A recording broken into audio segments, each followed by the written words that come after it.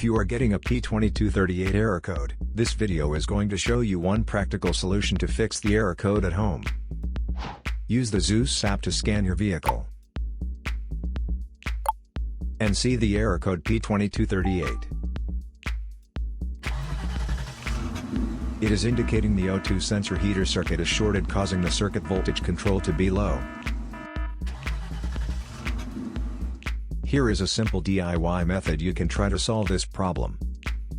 Method A, the oxygen sensor. This oxygen sensor is located right before the catalytic converter. Bank 1 is on the side with the cylinder number 1. Sensor number 1 is usually the one in the exhaust manifold. Visually check the oxygen sensor's electrical connections, wire harness, and metal tabs for any damages.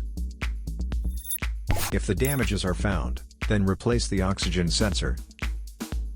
If there is no damage found on the oxygen sensor, you would need to take your car to consult professional mechanics.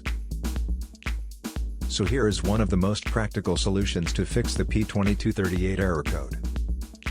After the repair, you can now use the Zeus app to clear the error code. And tap the rescan button one more time to make sure everything is fine with your vehicle.